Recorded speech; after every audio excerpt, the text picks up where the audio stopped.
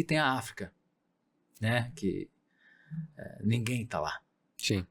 E eu te falei, tive a minha experiência com a África, mais de 15 anos, e falei, ali tem um mar de oportunidades. Então a gente começou a ir para a África.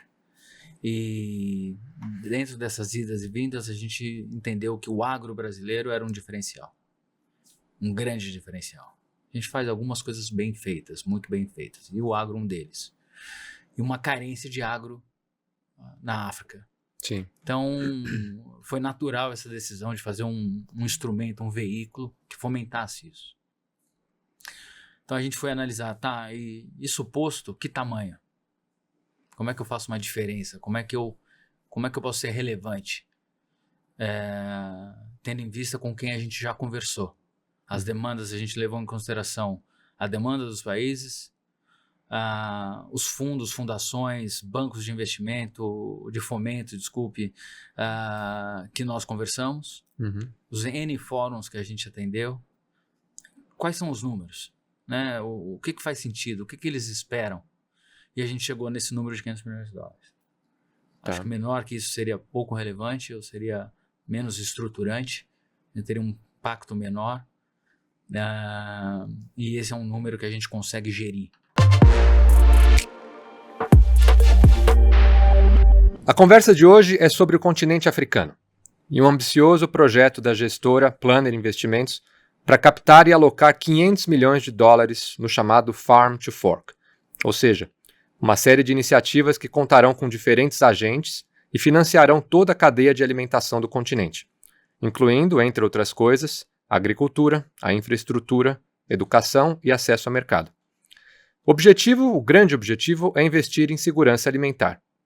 A África, com seus 54 países, contam com uma grande parcela das áreas agricultáveis do planeta, cerca de 60%, e paradoxalmente importa cerca de $60 bilhões em alimentos todos os anos.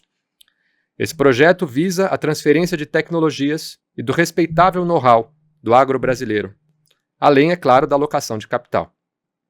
Os recursos serão direcionados pelo Global Fund Security Fund One, que é um FIP, um fundo de investimento em participações internacionais, que foi lançado recentemente e conta com a liderança do Renato Solano, que é o head da mesa internacional da Planner Investimentos.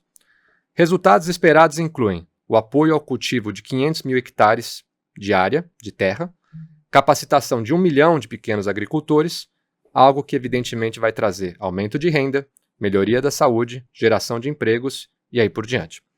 Essa conversa já começa com os meus sinceros votos de sucesso para todo mundo que está envolvido.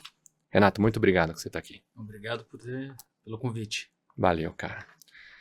Então, a gente estava conversando um pouco antes de começar, né? O continente africano, para muitos, é um grande mistério. Conhecemos pouco, sabemos que existem muitos países, mas a gente sabe pouco sobre como é que a economia está pautada ali, o que eles fazem. Mas a gente tem isso que se fala muito sobre a insegurança alimentar, a falta de investimentos e aí por diante.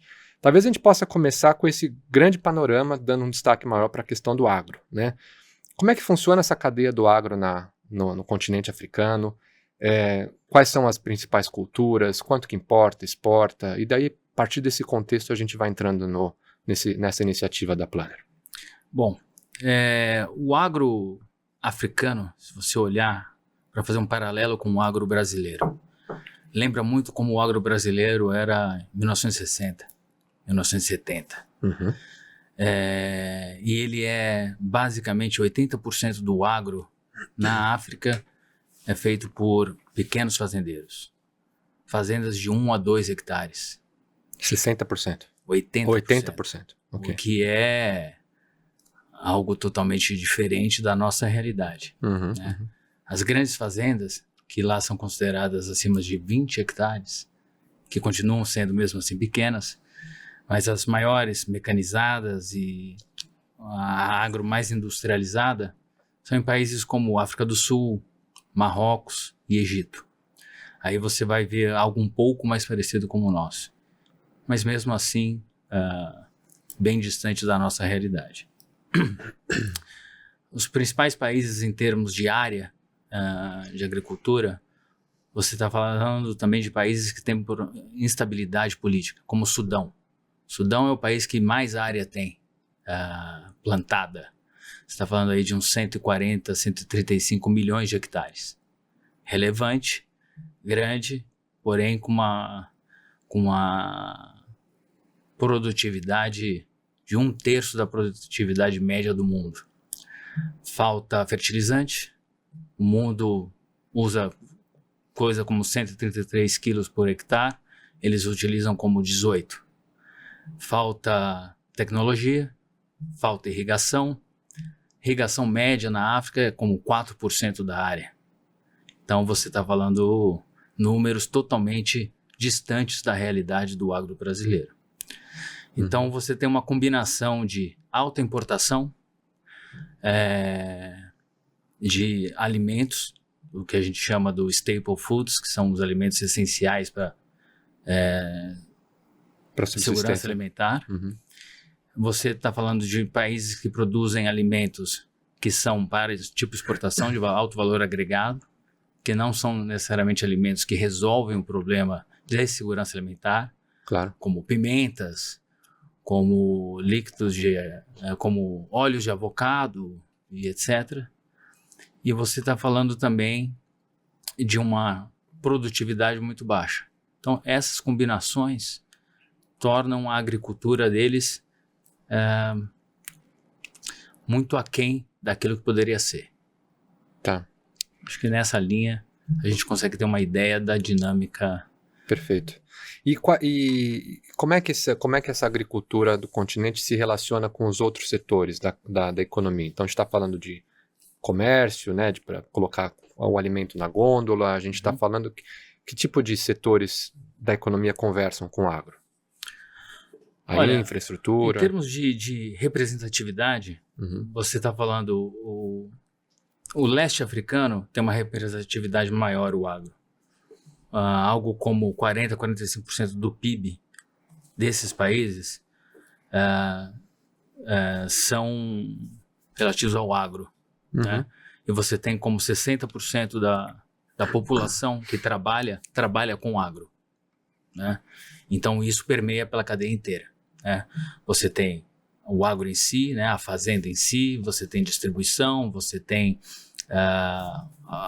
os que têm áreas portuárias, e assim segue, né? Supermercados, a cadeia como um todo, apesar das N dificuldades que eles têm. Dificuldades como perda, né? Da pós-colheita. Você está falando de perdas de 50%. Quando, por exemplo, aqui na nossa realidade, América do Sul, você está falando de perdas de 15%. Então, daí você tem uma ideia que não é só o problema da produtividade. Você tem o pós-produção também, que são problemas seríssimos. Porque não tem onde armazenar. Não tem armazenar, você não tem câmeras frias, chega nesse nível. Né? Tá. Então, além da logística em si e barreiras alfandegárias, intrapaíses e transporte, e infraestruturas de transporte, como rodovias e etc., você também tem o problema de armazenagem. Então, você vai combinando tudo isso e você está tendo uma ideia da perda.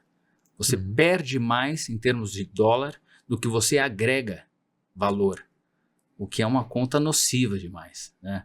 Tá. Então, aí você vai vendo o impacto que isso tem na economia. Quando você pega um país como a África do Sul, aí a relevância agro é bem menor no PIB, é algo como 4%, porque você tem a mineração. Ok. Né? Então, tem esse contraste. Né? Você tem um contraste importante no que se permeia o agro, os diferentes setores da economia. Porque para um leigo, né, como eu, por exemplo, a gente, quando pensa na África, normalmente entende a África do Sul meio como algo um pouco diferente do restante do continente, né? Sei lá, se é por uma questão da colonização, se é por uma questão de investimento que o país já recebeu, se é um turismo forte, eu não sei, mas existe um pouco isso, né? A gente olha para a África do Sul, via de regra, como se fosse o lugar um pouco mais desenvolvido do continente. Isso faz sentido pensar? Você tem um continente que são 54 países, né? Você tem diferentes...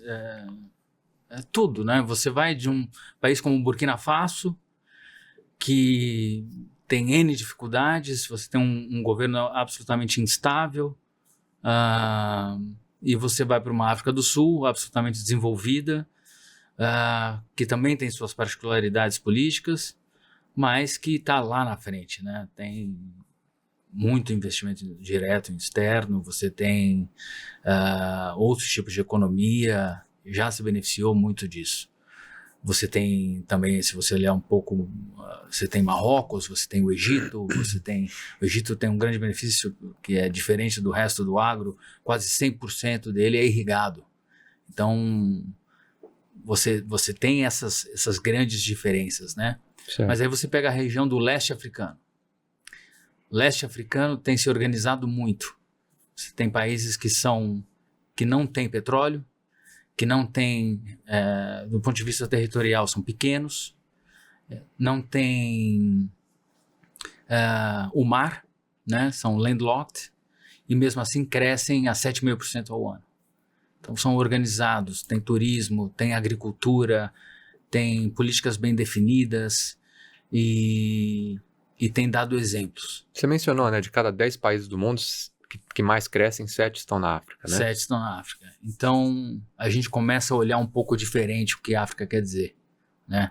Nós olhamos bem diferente o que a África quer dizer. Por isso E eu acho que é muito legal isso, a gente estava falando antes de começar, né? É legal olhar para a África, nesse caso que a gente está discutindo, sobre essa perspectiva realmente de oportunidade de investimento. E não só com essa leitura clássica da questão da filantropia, a gente tem que apoiar porque tem pessoas passando dificuldade lá. Então você olha com essa perspectiva de investimento, de retorno, de segurança jurídica, governos estáveis e tal, isso traz uma outra lente, né? E é bacana, eu queria ver se você podia falar, por favor, um pouco mais sobre esse leste, né, africano ali, 3 países em destaque aqui que a gente falou já bastante. Ruanda, Etiópia e Quênia, né, como sendo 3 exemplos de países que estão nessa configuração para receber esses investimentos, onde já existem relacionamentos fortes com os governos para entender as estratégias de investimento e aí por diante. Você podia falar um pouquinho sobre isso? Quando nós começamos a mapear a África na Planner, nós começamos por Brasília. Nós fomos conversar com diversos embaixadores, né? Mais de 10, 12 embaixadores. E o objetivo era entender por onde começar. Porque, de novo, 54 países, se eu tentar fazer todos, eu não vou fazer nenhum. Claro. Né? E nessas conversas a gente elegeu um país como o país satélite para a nossa estratégia. A gente entende que tem que ter um país e a partir desse país se envolver com outros. Esse país tem que ter N qualidades para se tornar esse país satélite, bom relacionamento com esses outros países, estabilidade, políticas bem definidas, a gente tem que ter um bom diálogo e etc. Então a gente se deparou com Ruanda. Eu particularmente não conhecia Ruanda. Eu tinha feito a minha lição de casa, li tudo a respeito, fui entender historicamente tudo o que aconteceu com o país desde 1994, com o genocídio e etc. E aí fui conhecer o embaixador. E fiquei absolutamente impressionado com o que eu vi. Organizado, parecia que eu estava conversando com o CEO. Legal. Né? E me apresentou o plano do país. E guardei isso. Estive também com o embaixador do Quênia, que é absolutamente preparado. E a Etiópia passava por uma transição de embaixadores. Mas a Etiópia estava se abriu agora recentemente a economia, está passando por um período de transformação incrível, o que gera muita oportunidade. País grande, população grande, territorialmente potente. Acho que é a segunda, terceira maior população da África, não é? A Etiópia. E, enfim, abriu a economia. Se você vai à Etiópia, você vai ver um boom, assim, a cada 3 meses que você vai à Etiópia, você vê uma nova Etiópia. Legal. Então, a gente viu que o leste africano está muito mais organizado, ou pelo menos do nosso ponto de vista, estava muito mais organizado. Então, a primeira coisa que a gente fez foi ir a Ruanda. E chegando em Ruanda, a gente se deparou exatamente com isso.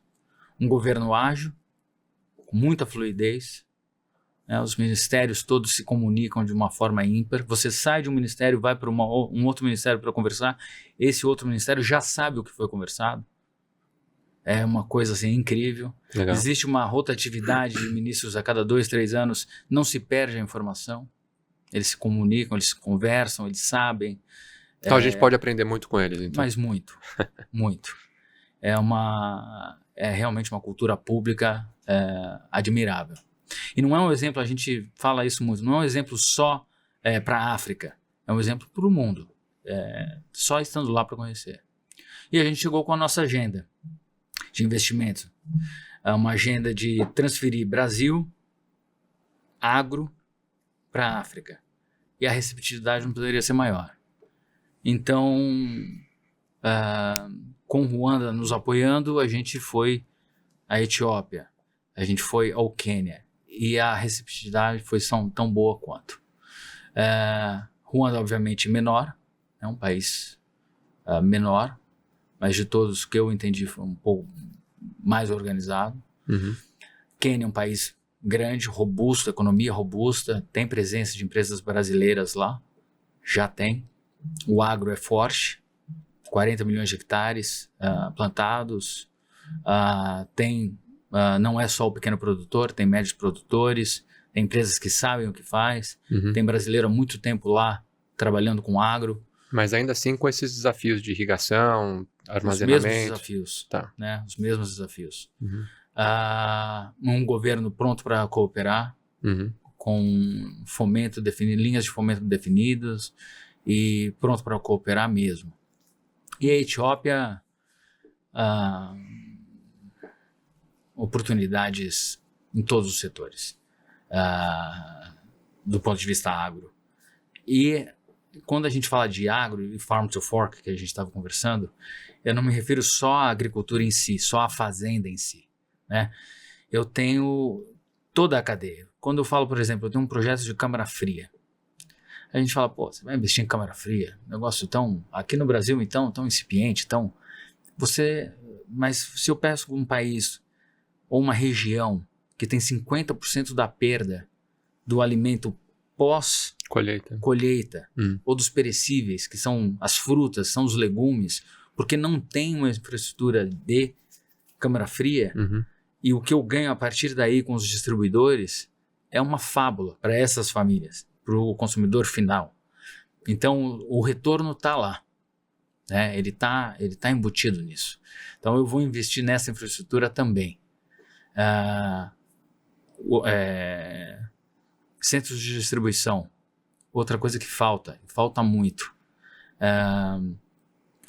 Então, esse tipo de investimento, esse fundo se propõe a tudo isso, e não só a fazenda em si. Tá. Antes da gente entrar no mérito do fundo, vamos só um último ponto aqui. Você falou, já existe presença, por exemplo, de empresas brasileiras no Quênia, assim. Essa questão da relação agro entre Brasil e África, ela está nascendo agora ou ela já tem uma história aí? Tem uma história, eu acho que nem de perto é aquilo que o Brasil poderia ser. Acho que o Brasil tem a capacidade de ter uma representatividade bem maior. Se eu não me engano, o Brasil exportou algo como 10 bilhões e meio de dólares para a África, que, ao meu ver, é um número pequeno. Pequeno, sim. Do que o Brasil... De alimento, isso. De alimento. Sim. O Brasil exporta carne, exporta açúcar, grãos, né, cereais, mas, de novo, incipiente, né? O africano tem dificuldade, tem barreiras, né? O empresário brasileiro vê com olhos diferentes o empresário africano, né? Essa é uma realidade, né? Você começa a esbarrar em fronteiras desde cartas de crédito, que são instrumentos comuns para esse tipo de relação importação e exportação. E você começa a questionar a seriedade, você começa a questionar outras coisas do africano para com o brasileiro, que não é a experiência que a Planner teve, muito pelo contrário. Aonde você chega, quando você chega como brasileiro na África, a receptividade é toda outra. A gente estava conversando um pouquinho antes de começar, né? Sim. que eu vou para a Europa como brasileiro, como banco ou como investidor ou o que for, eu tenho que provar até a minha tataravó era uma pessoa digna de algo, Sim. né? Eu tenho que provar tudo. Sim, sim. E quando eu chego na África, não. Eu sou bem-vindo. O brasileiro é muito bem-vindo. E a partir daí a gente fala de um plano de negócio. E, infelizmente o oposto não é verdadeiro. Então, nessas viagens que a gente fez, a gente serviu também para quebrar, desmistificar também isso. E facilitar essa relação. E a gente tem feito isso para com os nossos parceiros da Planner Sim. também, para desmistificar essa barreira, né? Desmistificar essa imagem Sim. que existe do empresário africano para com o empresário brasileiro. E eu acho que isso tende a fomentar esse relacionamento comercial. Né? Sim. A África, a gente estava falando também, tem o maior acordo comercial entre países do mundo. E o Brasil tem a ganhar com isso também. Né? Por que não? Mercosul, com a África. Quer dizer, é natural. Sim. E tem fora o fator demográfico, né? Por exemplo, é um continente jovem que não sofre com a questão de natalidade que a gente tem aqui, tem toda essa necessidade de investimento e, enfim, eu entendo essa sua questão dessa talvez resistência do Brasil. A gente, paradoxalmente, a gente gosta de trazer o americano, o europeu aqui, que é justamente o povo que nos trata com essa cautela, a gente abre os braços, né? Mas para um povo que está interessado em fazer negócio com a gente tende a ser mais cauteloso. Tem um paradoxo aí, né? A África é um país que tem a idade média de 25 anos de idade. É um país, um continente, desculpa, 25 Sim. anos de idade de média. É um continente que, se você olhar do ponto de vista demográfico, do ponto de vista de tamanho, você consegue encaixar uns Estados Unidos, uma China, uma Índia, um leste europeu. Quer dizer, em termos de dimensão geográfica, é enorme, né? Então onde as pessoas, a gente estava falando disso um pouquinho antes também, as pessoas tendem a ver estatísticas da desgraça que a gente comenta, né? Sim, sim. Tudo de ruim. E eu acho que dentro dessas estatísticas existe um mar de oportunidades, no bom sentido. Se você levar a sério, se levar a política séria, se você levar investimento sério, bem coordenado, bem integrado, um empresário sério que quer fazer negócio, não que queira explorar, né? Eles também querem. O africano em si está cansado daquele investimento filantrópico só. Ele não quer mais caridade. Uhum. Ele quer fazer negócio. Sustentabilidade. Sim. Ele quer fazer negócio. Ele está pronto para isso. Ele quer a oportunidade. E é algo que você vê tanto no setor privado lá, como também no setor público. Muito. Que está interessado em, como você falou, no caso, não lembro se foi Ruanda ou Quênia, abriram, está aqui o nosso plano de investimentos, a gente precisa disso, a gente quer isso. Foi Ruanda? Ruanda chegou e me mostrou um plano até 2050. E se eu olho o histórico, e eles têm um histórico para provar. Eles me mostraram o que eles fizeram nos últimos 30 anos e o que eles entregaram. Eu olho, por exemplo, países que investem na África, alguns poucos, né, e linhas de crédito que são destinadas de bancos de fomento para a África, etc. Um dos poucos países que entregam aquilo que prometem é justamente o Ruanda, por isso que tem mais dinheiro vindo. Então, tem exemplos já construídos. Uhum. Então, o que me leva a crer que daqui para frente, não que seja só isso que me motiva, mas já é um ótimo indício de que eles sabem fazer, né? Sim. É um crescimento... E você fala, concordo, não precisa, não quer filantropia, quer sustentabilidade, né? Mas mesmo assim, por exemplo, as fundações são agentes, são entidades, são baldes de dinheiro que podem também entrar nesse projeto, também inclusive não para dar um cheque em branco e falar toma o dinheiro aí, como também para obter um retorno que depois pode ser reinvestido. Sim. E se tornar beleza. Então vamos falar do fundo, From Farm to Fork. Tem esse Global Food Security Fund 1. Meta de captação $500 milhões, pelo que eu entendi, dos quais já tem aí uns 150 comprometidos, né? Conta um pouquinho desse lançamento. É recente isso, né? É recente. E como que Conta um pouco sobre essa fundação e qual que vai ser o papel da Planner, né? E eu sei que tem esses outros agentes aí envolvidos. Tem a Redwood e o Fairfax Africa Fund. Isso. Né? Como é que vai funcionar essa infraestrutura de investimento? Então, o fundo nasceu, eu estava te contando, a gente estava na Planner, estruturando a área internacional, reestruturando, pensando, mexendo as caixinhas, e a gente olhou para o mundo, literalmente, e falou para onde a gente vai focar. E tem as áreas já conhecidas, tem aí o Oriente Médio que está todo mundo de olho, tem a Arábia Saudita que a gente sabe o que está fazendo, e a demanda, né, e a concorrência que tem por aquela região, China, Ásia como um todo, Estados Unidos a gente está presente, mas eleição, etc, etc, etc. E tem a África, né, que ninguém está lá. Sim. E eu te falei, tive a minha experiência com a África, mais de 15 anos, e falei, ali tem um mar de oportunidades. Então a gente começou a ir para a África. E dentro dessas idas e vindas, a gente entendeu que o agro brasileiro era um diferencial. Um grande diferencial. A gente faz algumas coisas bem feitas, muito bem feitas, e o agro um deles. E uma carência de agro na África. Sim. Então, foi natural essa decisão de fazer um instrumento, um veículo que fomentasse isso. Então, a gente foi analisar, tá, e isso posto, que tamanho? Como é que eu faço uma diferença? Como é que eu posso ser relevante? Tendo em vista com quem a gente já conversou. As demandas, a gente levou em consideração a demanda dos países, os fundos, fundações, bancos de investimento, de fomento, desculpe, que nós conversamos, os N fóruns que a gente atendeu. Quais são os números? Né? O que faz sentido? O que eles esperam? E a gente chegou nesse número de 500 milhões de dólares. Tá. Acho que menor que isso seria pouco relevante, ou seria menos estruturante, teria um impacto menor. E esse é um número que a gente consegue gerir, né? Sim. É um desafio enorme.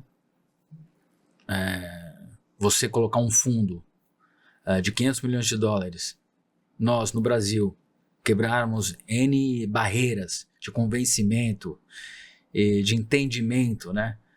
E falar, eu vou fazer um fundo de 500 milhões de dólares para investir na África, não no Brasil, não no agro brasileiro, mas sim transportar o agro brasileiro para a África, é um desafio enorme. Sim, sim. Porque muita gente pode falar, poxa, mas a gente precisa do investimento aqui, por que você vai colocar? Várias vezes isso, né? Sim. Várias. E recebo várias ligações. Olha, eu tenho esse projeto aqui, ou estou com a minha empresa em expansão, e ótimos projetos, mas não é o objetivo do fundo. Certo. Eu quero levar esse cara para lá, né? E, enfim, N barreiras, mas muitas oportunidades que superam essas barreiras. Sim. Então, o desafio está lá e nos motiva, né, em seguir em frente, seguir adiante. E foi com base nessas conversas, definição desse tamanho, que a gente chegou no fundo, nesse número de aproximadamente 150 milhões de dólares, exatos 150 milhões de dólares, de um firme, né, um pre-seed, vamos começar assim, vamos chamar de... Tá bom. Nós sentamos com um fundo soberano, voltado para países em desenvolvimento, que tem uma presença na África já, grande, importante, teve suas dificuldades de implementação de projetos, sentou com a gente claramente e falou, olha, eu tenho X projetos na África, investi tanto e perdi 70% do que eu investi. Basicamente por falta de execução. Mostra para mim que você tem execução e eu te acompanho. E eventualmente a gente vai ter que olhar para algum desses projetos dele e ver se a gente consegue apresentar algum tipo de solução. Quando você fala execução, você diz, por exemplo, um projeto de infraestrutura. A execução seria o relacionamento com a empreiteira lá, com alguém que acompanha a obra, no caso, sei lá, se for de um... É desse tipo de execução? É execução física ou execução econômica? É a execução do projeto em si, porque, por exemplo, se eu te convido para fazer uma fazenda aqui no Brasil, você vai se sentir muito mais confortável porque você conhece o Brasil. Uhum. Né? A gente vai eleger Estado de São Paulo, vamos simplificar. Estado de São Paulo, já fiquei mais confortável. Sim. Né? 150 quilômetros daqui da capital, estou mais confortável, eu sei da infraestrutura, conheço mais ou menos as regras. A parte tributária a gente vai penar um pouquinho, mas tudo bem, é a realidade do Brasil, a gente meio que conhece, certo. etc. Mão de obra a gente sabe onde buscar, não tem uma área de conflito, talvez umas coisinhas aqui, outra ali, que não vamos entrar no mérito, mas é ok. Sim, né? sim, Você tem um cartório que vai respeitar a sua titularidade, vai para a África, né? Você vai comprar uma terra, talvez essa terra não seja de quem te vendeu, talvez seja uma zona de conflito, talvez o governo mude de um dia para o outro. Sim. Começa por aí. Depois você vai querer importar maquinário. Como é que faz? Né? É um país apto para fazer isso? Dá para fazer? Ou vou ter que inovar? Né? Que tipo de custo eu vou ter para fazer isso? Sim. Tarifário? Eu sei fazer isso? Né? Mão de obra existe? Ou vou ter que fazer?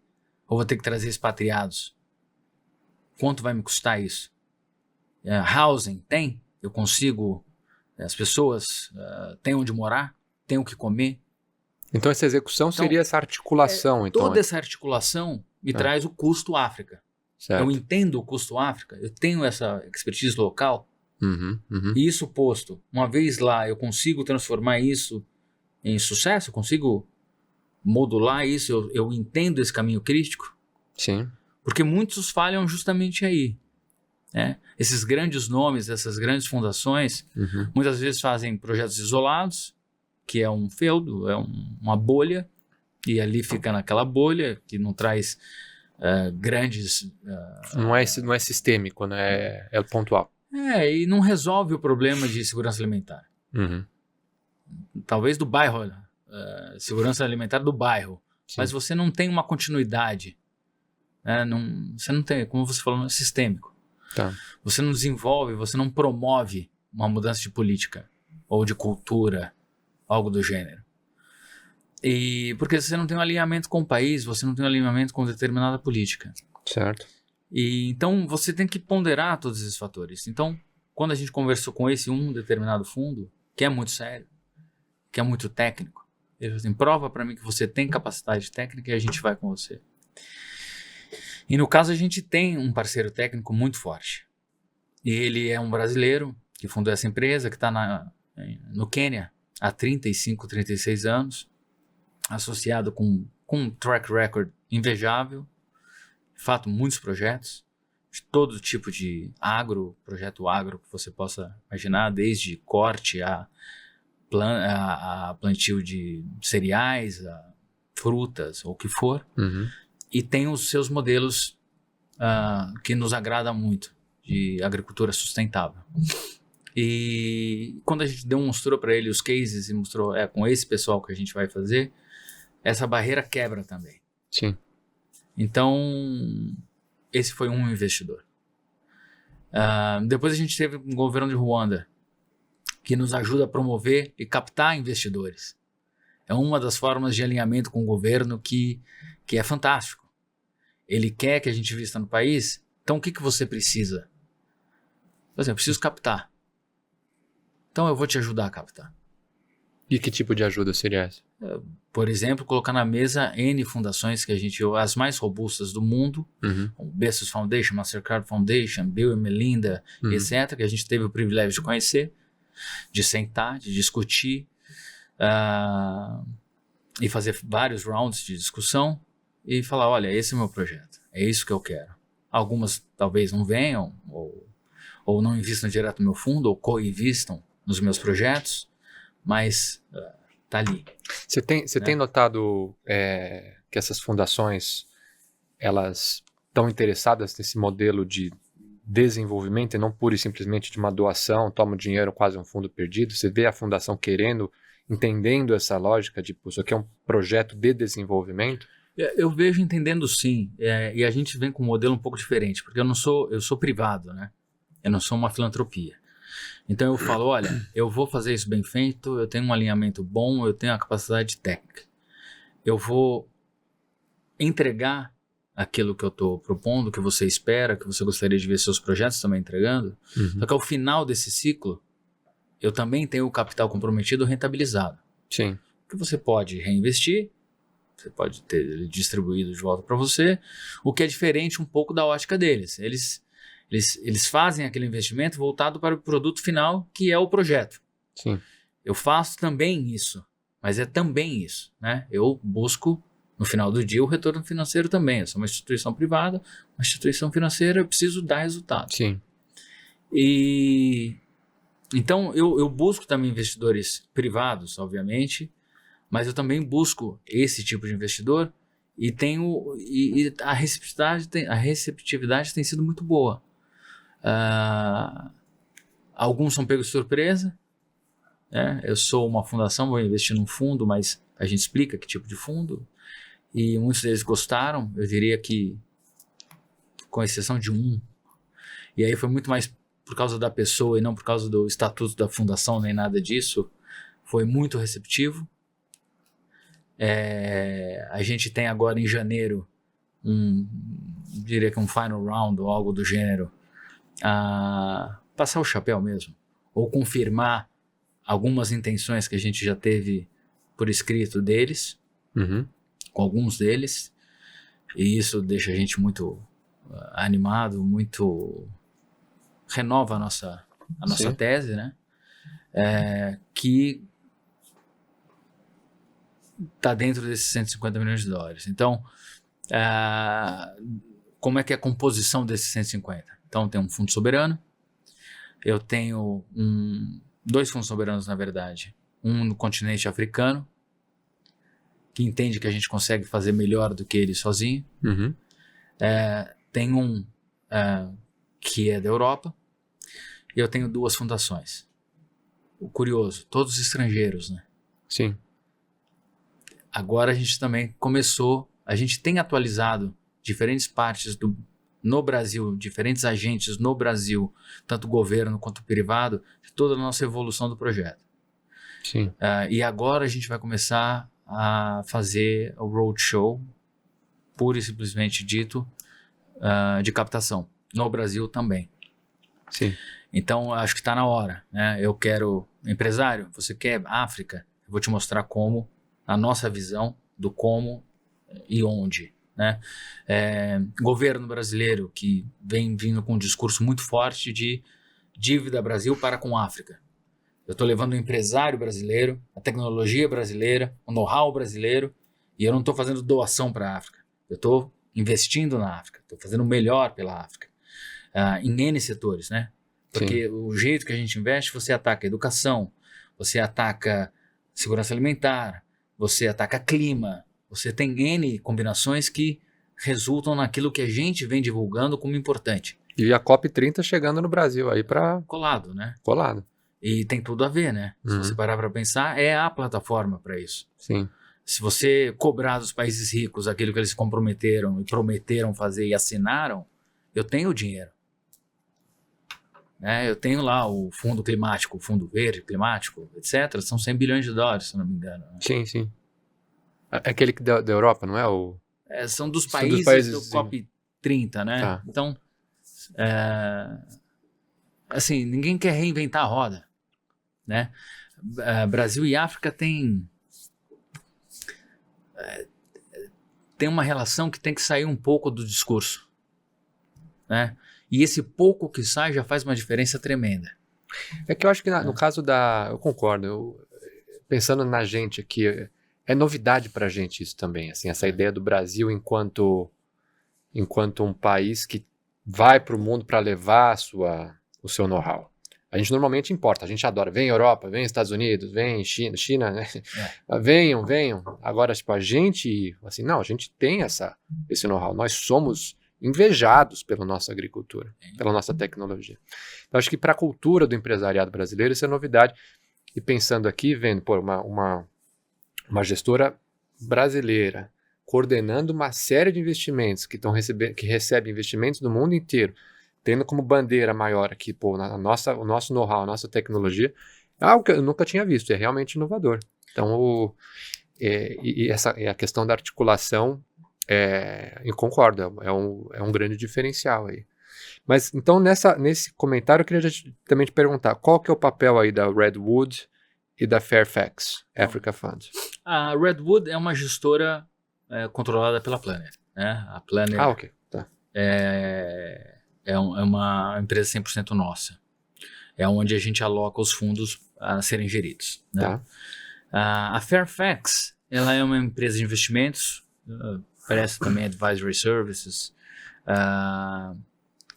base em Washington, também está no Emirados Árabes e também está em Addis Abeba, na Etiópia. Uhum. O chairman dela é o Zem Negatu, é um africano, na verdade ele é um etíope-americano, etíope, mas também tem cidadania americana. Ele é uma das 10 pessoas, ele tem N prêmios, né? Ele é reconhecido de N formas na África. Os 10 mais influentes, os 100 maiores economistas. Ele realmente é uma pessoa que dispensa... Eu vi uns vídeos dele, ele fala muito bem. Fala muito bem. Ontem ele estava na BBC falando como os bancos agora estrangeiros podem ter participação em bancos etíopes ou entrar na Etiópia como do zero. Então, a Etiópia era fechada assim, né? Então, ele é parte do movimento que abriu agora, vai abrir em janeiro, começa a Bolsa Etíope, e ele é cabeça nisso. Primeiro banco de investimentos, se eu não me engano, da Etíope, ele é o chairman. Então, ele é uma pessoa África, né? E quando a primeira discussão que eu tive sobre esse desenho, e se isso fazia sentido do ponto de vista um investidor africano ou alguém com essa visão, eu precisava desse termômetro, vamos dizer assim. Foi com ele. Eu cheguei e falei assim, Zé, eu tenho essa tese. Eu quero trazer o Brasil para cá. Assim. Quero investir assado. Pá, pá, pá. Uhum. O que você acha? Eu falei, Renato, eu recebo X projetos dia. Eu vejo a África dessa forma. Eu já fiz isso. E ele tem um currículo também invejável. Em agricultura também, né? Eu falei assim, esse eu participo junto. Eu falei, bom, então ele é o consultor especializado do fundo. Tá. Tem essa figura no meu regulamento. E ele traz desde investidores a projetos que a gente olha de uma forma muito específica. Esse é o papel da Fairfax. Da Fairfax. E falando em projetos, vocês assinaram recentemente um MOU, né, um memorando de entendimentos com a Crystal Ventures, pelo que eu entendi, é um VC Quênia? Não, Crystal Ventures, Ruanda. Novamente. Ok. Mas eles é a maior empresa, é a empresa que mais emprega em Ruanda, tirando o governo. Uhum. É a principal empresa de investimentos de Ruanda. Funciona quase como um private equity. Tá. Uma figura de empresa. Multissetorial. E estiveram conosco aqui já no Brasil. Nós estivemos lá com ele já 4 vezes só esse ano. E a gente assinou um memorando guarda-chuva que prevê uma série de iniciativas, tanto deles no Brasil quanto nós lá. Perfeito. Né? Nasceu a partir de uma demanda que o país tem com uma determinada commodity. Ruanda importa basicamente 30% do que eles precisam comer. 30%. E quando você mergulha nessas commodities, tem uma determinada que eles importam 90%. E aí eles nos contrataram para fazer um estudo sobre isso. Tipo, como é que a gente consegue... A gente está pensando em investir aqui, mas tem um prazo, demora, e eles têm pressa, eles são meio acelerados. Uhum.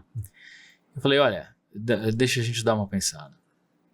Uma das formas que a gente encontrou foi achar um ativo no Brasil que produza essa commodity e que possa exportar para eles, mas para isso eu precisava que eles se tornassem sócios. Isso foi antes do fundo.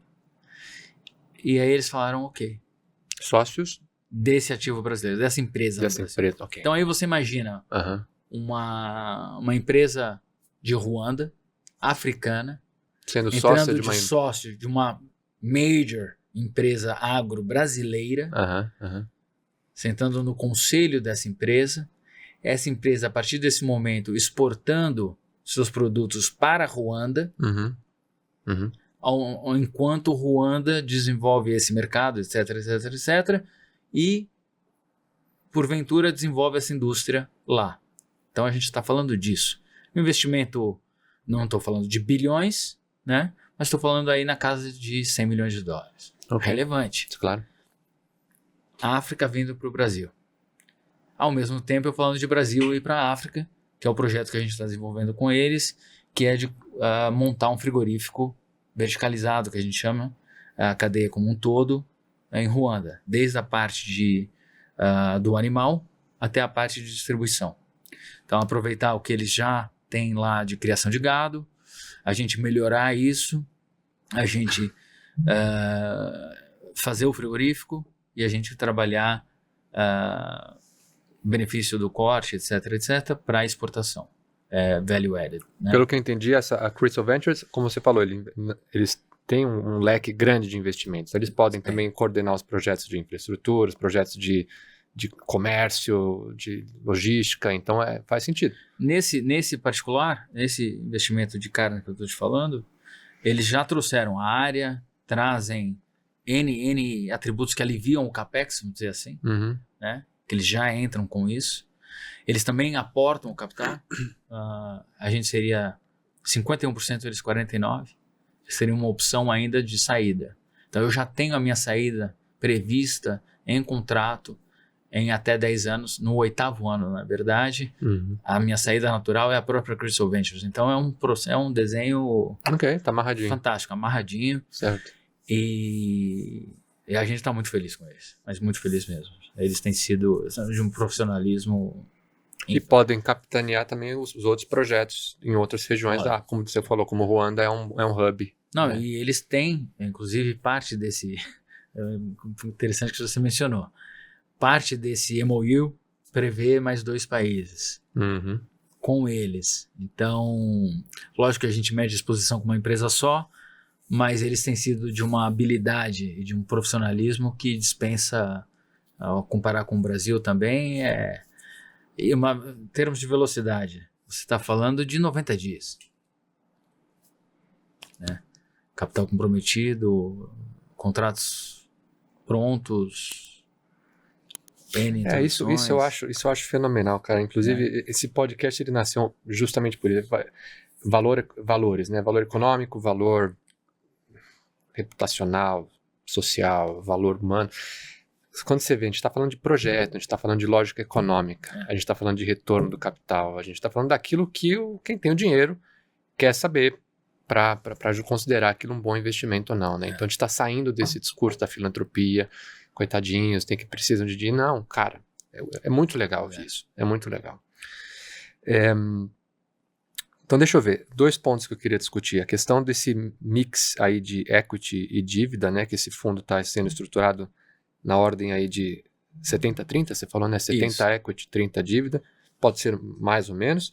Aí eu já queria combinar essa pergunta sobre um pouco desses 4 grandes blocos que eu vi aí dos projetos que estão dentro desse fundo. Então, inovação na agricultura, desenvolvimento de infraestrutura, educação e acesso ao mercado. Como é que, então... Vê se você podia dar esse panoramão aí. Eu sei que tem muita coisa nessa pergunta, mas como é que, então, destrinchar um pouco mais os projetos, né? E nessa lógica de equity e dívida. Todos esses 4 pontos estão inseridos, basicamente, em todos os projetos que a gente faz. Né? A gente está tomando um cuidado grande, apesar de eu ser uma instituição financeira, e a gente está falando de um fundo de private equity, um FIP, né? Muito também em função dos cotistas, dos investidores que nós estamos buscando, que muitos deles são fundos soberanos ou grandes fundações filantrópicas, etc. A gente tem um cuidado muito grande, por exemplo, com os SDGs das Nações Unidas. Com o quê? Com os Sustainable Development Goals okay. das Nações Unidas. Certo. Então, tá lá, tem 17 goals, eu consigo com o meu fundo atender 14 deles. Então, principalmente o primeiro e o segundo, se eu não consigo cuidar de pobreza e fome, eu não consigo atender mais nada. Claro. Então, a gente toma um cuidado enorme com isso. Eu conversei com a Unesco muito para desenvolver KPIs específicos para o meu projeto. Legal. Já tivemos 5 vezes com eles e a gente então trabalha com esse cuidado em todos os projetos que a gente olha. E eu não vou abrir mão de nenhum deles para nenhum projeto. Se eu não conseguir inserir eles, não independente do retorno, eu não vou fazer. Tá. Tem projeto suficiente lá. Eu posso me dar o luxo de não abrir mão e ter um senhor retorno. Sim, sim. Então, no Private Equity, eu não vou abrir mão de educar, eu não vou abrir mão de inserir, por exemplo, 40% das pessoas que irão trabalhar comigo serem mulheres, serem jovens. Eu não vou abrir mão disso. Vou fazer essa inclusão. Vou ter tecnologia. Vou usar geração de energia verde. Por que não?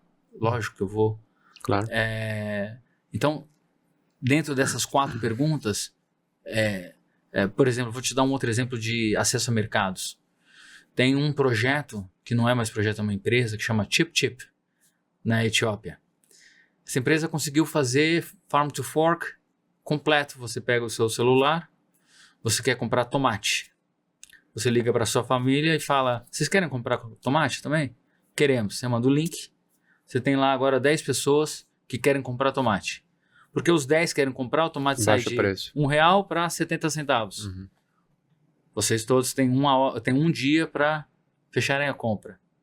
Nesse um dia, todo mundo fechou a compra, vocês recebem tomate em casa 70 centavos.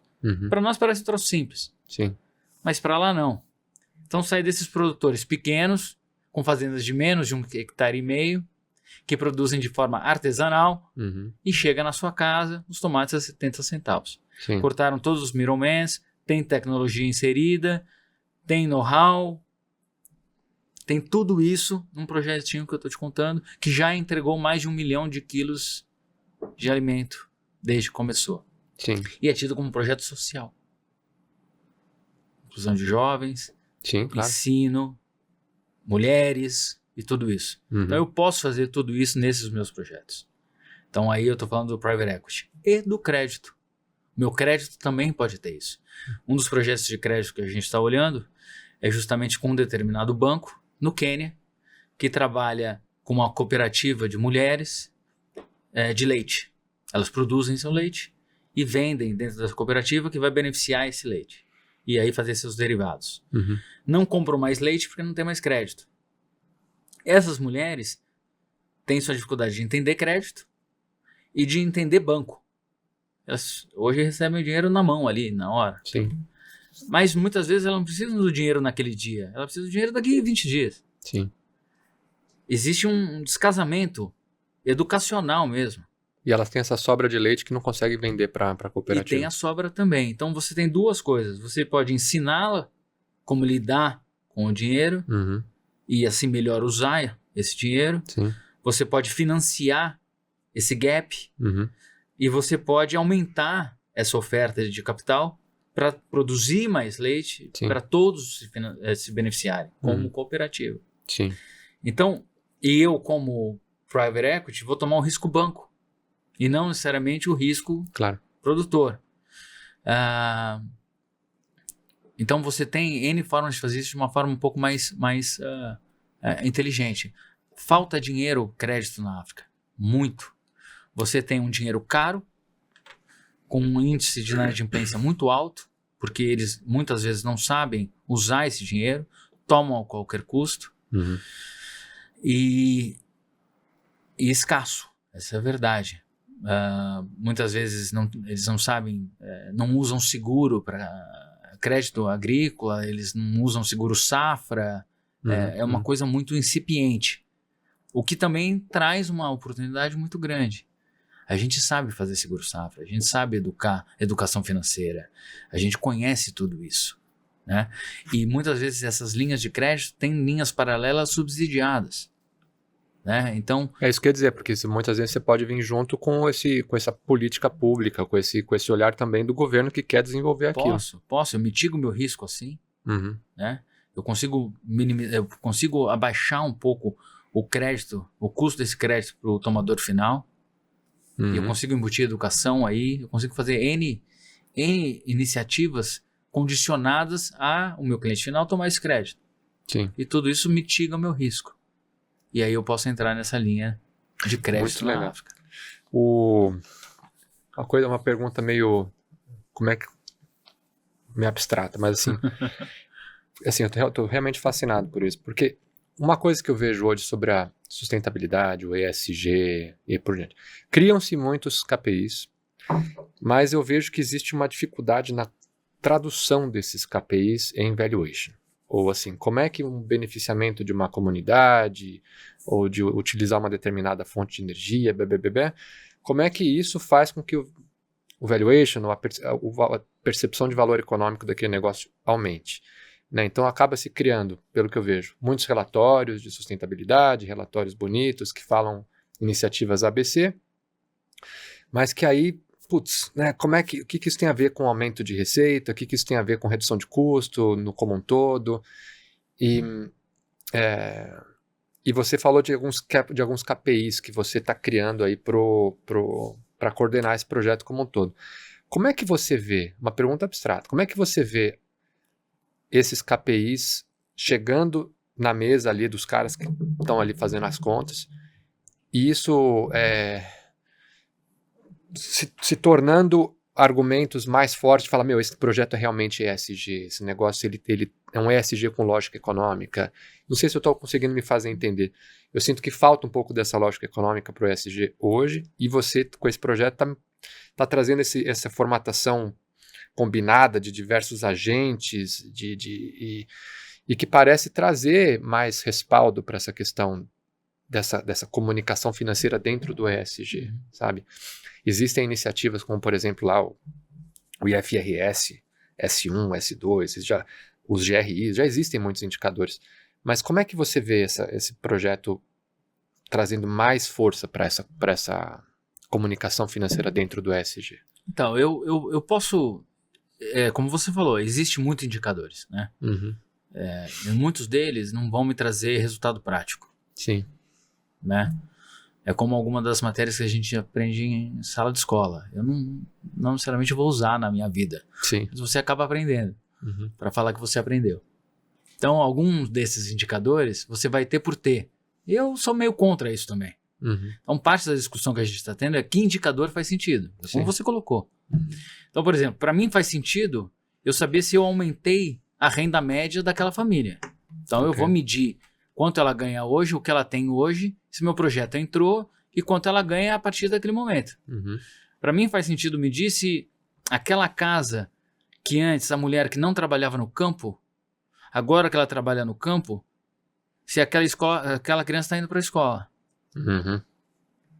Porque eu tenho a estatística que a mulher que é empoderada e agora tem receita através da agricultura, reinveste na família, não fora da família, 75% daquela receita. Então eu vou medir isso. Então agora eu sei que aquela criança indo para a escola, ela está se alimentando melhor. Eu vou medir isso. Ela está indo para a escola alimentada. Então ela está ganhando benefício da comida, benefício do ensino. E a mulher está tendo benefício da renda. Segurança de renda. Então eu já tenho 3. Sim. Importantes, críticos. Benefício da utilização de água, mais simples de medir. Tão importante quanto. Eu vou começar a irrigar, eu quero saber se eu estou irrigando bem. Eu tenho os indicadores de irrigação média, desperdício de água, e eu tenho os indicadores ótimos. Eu vou medir se eu estou na linha. Isso é desperdício. Então eu consigo medir se eu não estou desperdiçando. Não necessariamente é um fator econômico, mas é um fator importante aí de sustentabilidade. Certo. Né? Energia é a mesma coisa. Aí também é mais simples de medir. Muitas vezes eu não tenho a disponibilidade de energia. Aí é o meu projeto dependendo disso. Economicamente viável. Pronto. Muitas vezes eu vou competir. Aquela energia que está sendo distribuída para mim versus eu colocar uma placa. Vamos medir e ver o que faz mais sentido. Combinação dos dois. O meu país permite eu vender para o grid meu excedente ou não? Na África é mais difícil. Né? Não vai ter muito dessas políticas prontas de eu vender de volta para o grid. Aqui já é um negócio meio...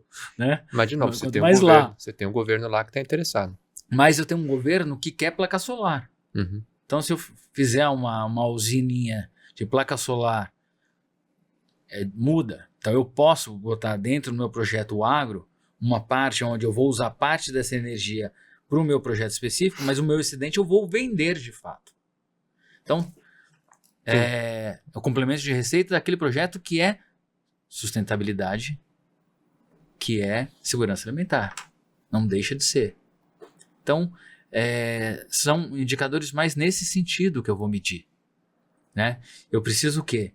Que aquela família tenha educação, tenha ensino, que ela se alimente, que ela tenha renda.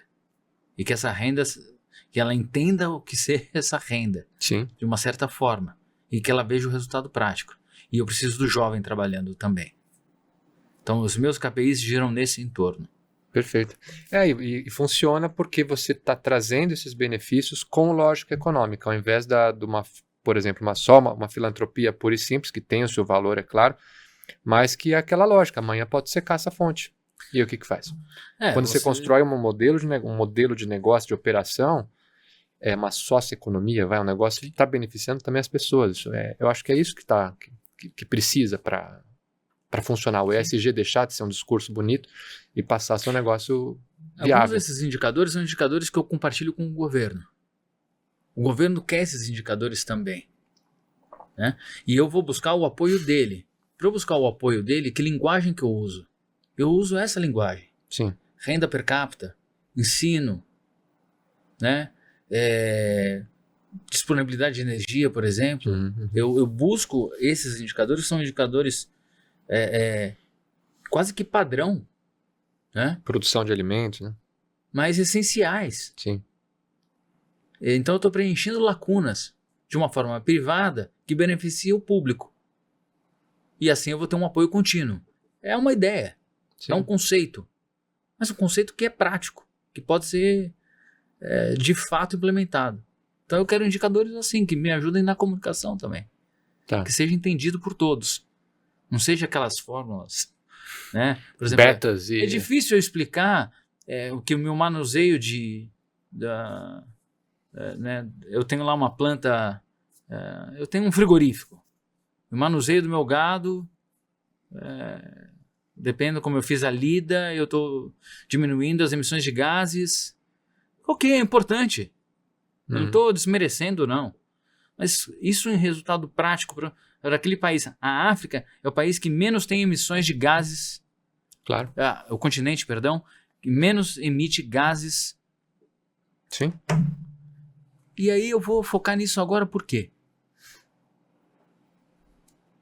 Que ninguém aqui me tenha como um tirano do meio ambiente, mas... Pelo contrário, é a base. Mas assim... Não tem como falar sobre mercados, né, de emissões se as pessoas não têm o que comer. Então, assim, eu sou segurança alimentar. Eu preciso disso. Não a qualquer custo. Sim. Eu estou fazendo de uma forma sustentável. E eu estou fazendo num lugar que menos polui. Que menos mal faz. E que mais mal fazem com. Sim. É de baixo para cima, né? Não é o que você está falando, não é de cima para baixo. Exato. Tá. E, cara, demais. E já meio caminhando pro nosso desfecho aqui, já deixando desde já, cara, um baita agradecimento. Pensando, tá bom, então essa ponte Brasil-África se estreitando, essas trocas de tecnologia, negócio e por diante.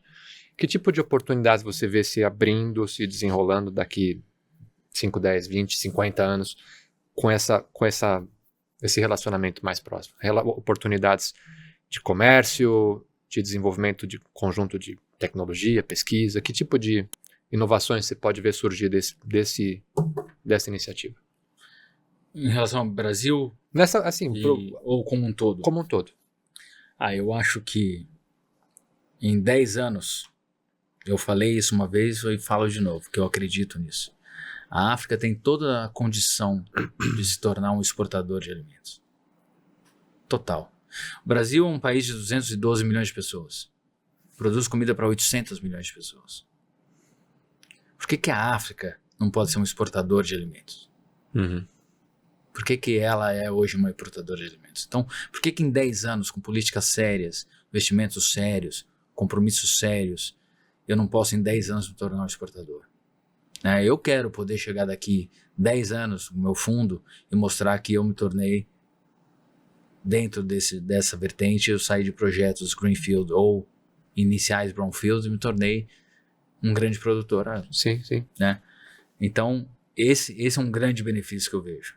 Eu acho com algumas das iniciativas que eu vejo acontecendo lá, existe coisas muito sérias também acontecendo lá. Governos muito sérios também. Eu acho que a África tem esse potencial. Esse é o primeiro.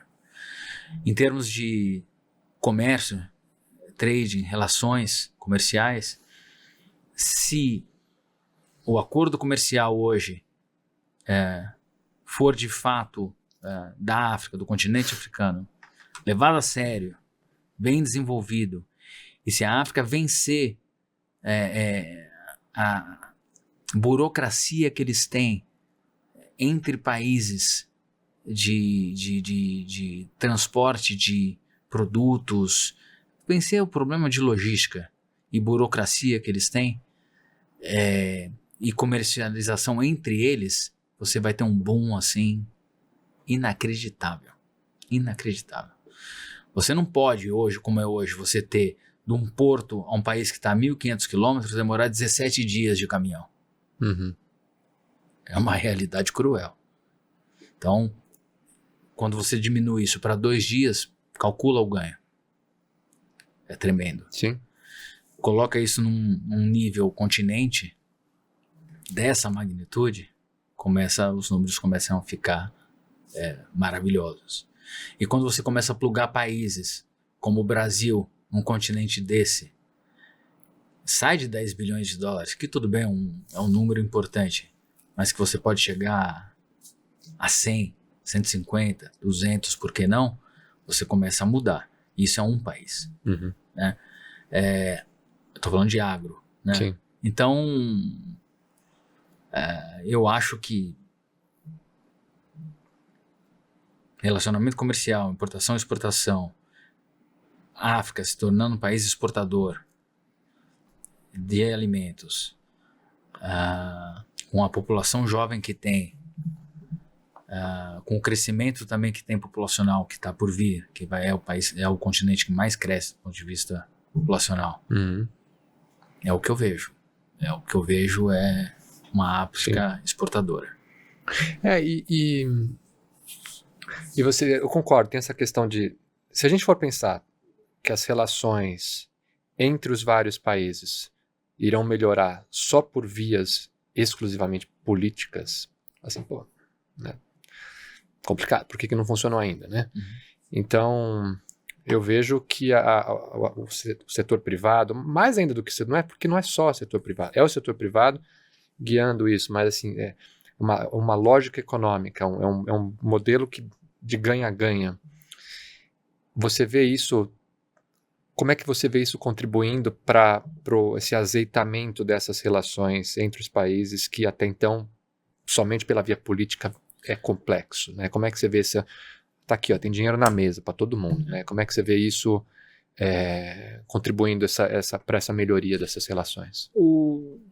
A África, e aí eu vou usar agora o exemplo de Ruanda de novo. Você tem um esforço gigante de você fazer uma transição de uma economia fomentada pelo governo, pelo Estado, e fazer a transição para uma economia movida pelo setor privado.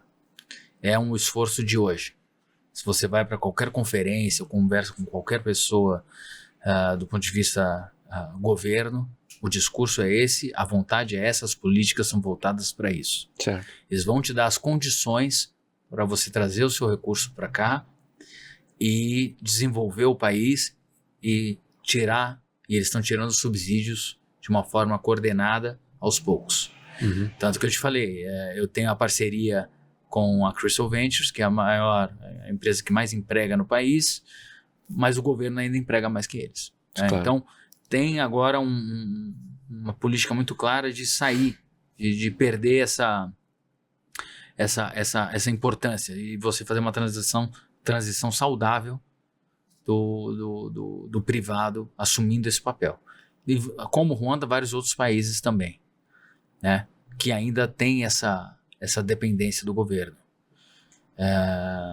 essencial, primordial para você começar a ter economias de fato, Tá. ao meu ver, né?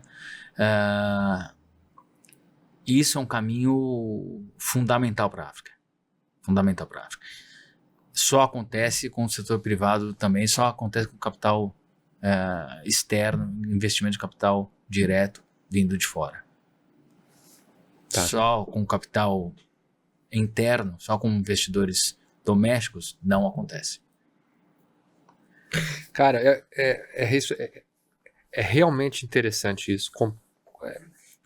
É tão grande e você pensa nas possíveis implicações políticas. Eu, por exemplo, eu não consigo processar todas as variáveis políticas e que se relacionam aí, mas por isso que eu gosto da ideia de que parte do alimento, parte do agro, né? Parte de você colocar comida na mesa das pessoas, que por sua vez vai trazer esses indicadores claros, como você falou, renda, escolaridade, receitas, como por exemplo venda de energia, isso sendo o pano de fundo, assim, a base, né, para esse desenvolvimento.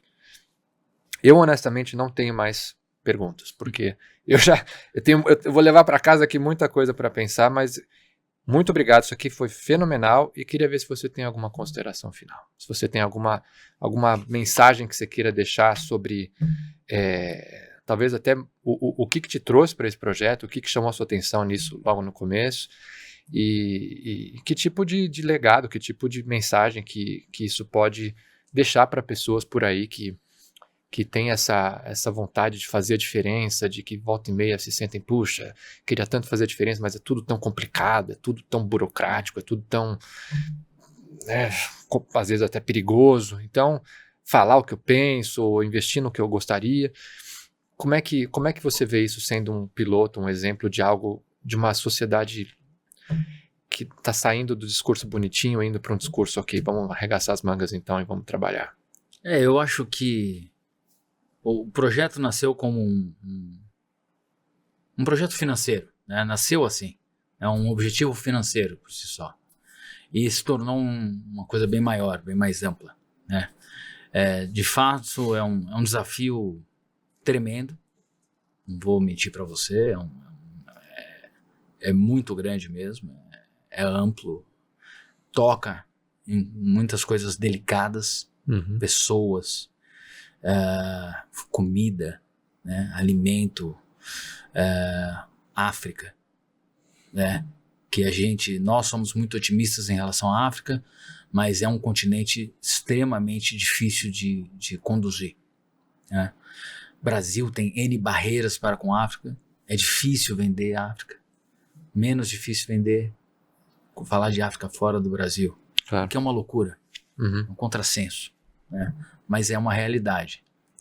Então, esses são os desafios que, ao mesmo tempo, são as motivações, né? Eu gosto de falar de África, eu gosto de quebrar essas barreiras, né? Sim. E gosto de mostrar, gosto de provar, gosto de apresentar fatos e dados. Gosto de estar errado também, porque estar errado nos ensina muito. Sim. Então, o projeto traz tudo isso. Traz o financeiro, que sem o financeiro eu não vou chegar a lugar nenhum. Traz o desafio, que é uma tese nova. Eu te confesso que eu também não tinha visto nada parecido, principalmente saindo daqui, do Brasil. E o desafio é o nosso maior estímulo, né? Estímulo de estar aqui, né? Tem sido meses assim, dias longuíssimos, né? Incansável. Eu tenho um consultor que não está aqui com a gente hoje, mas que é um africanólogo incrível, que é o Paulo Pan. Sim. Que tem 25 anos de África, morou em vários países e que me inseriu de cabeça também na África, que metade disso aqui é ele também, e que também fica lá, vamos lá. Então, não é um projeto que você consegue fazer sozinho, né? Nada você consegue fazer sozinho. Então, para quem quer tentar, dá para fazer, é possível fazer. Não pensa que é sentar no seu laptop, escrever da Faria Lima No ar-condicionado. no ar-condicionado, com telas lindas, e vamos lá no Analisando ChatGPT, gráficos. e tá aqui no ChatGPT ou tá no Google, como é que eu faço isso? Não é. Uhum. Você vai achar muita coisa, mas não vai resolver. Você tem que ir lá, você tem que falar, você tem que tomar não, você tem que buscar o sim. E se você ainda tiver à disposição depois disso tudo, você vai chegar em algum lugar. Eu acho que a gente está no caminho certo. Eu acredito nisso. E a partir de janeiro, quando a gente começar a passar os documentos, e eu começar a ver as assinaturas, que os commitments estão lá, a gente entra numa segunda fase, onde agora sim, capitalizado, a gente vai começar a colocar em prática. E esse primeiro projeto da Crystal Ventures vai começar a sair do papel. Uhum. E aí a gente entra numa outra fase. E é rápido, né? Que nem você falou. É muito rápido. E aí a gente entra na fase do colocar em prática tudo aquilo que hoje está no teórico, teórico localizado, né? Porque a gente já tem muita gente local envolvida, Uhum. mas ainda está num campo teórico. Então a gente vai começar a ter o primeiro prático a partir desse momento, que eu acho que é janeiro, fevereiro. Tá. E vamos em frente. É isso aí. É a economia, uma economia real, né? Quando você fala, não é a economia do ar-condicionado do ChatGPT, e sim uma economia que faz conta, mas uma economia que você falou, é olho no olho, né? Você põe o pé ali, você vê o lugar, você participa. Fenomenal. E conte comigo para ajudar a trazer visibilidade para tudo isso. Não, eu agradeço o espaço, agradeço a oportunidade e fico à disposição sempre que você quiser conversar sobre África ou sobre o nosso fundo ou qualquer outro assunto. É um prazer. Show de bola. Muito obrigado de novo. Votos de muito sucesso para vocês. Obrigado. E vou ficar feliz em acompanhar essa jornada. Legal. Valeu. Obrigado. Valeu. Para você que está assistindo, até o próximo episódio.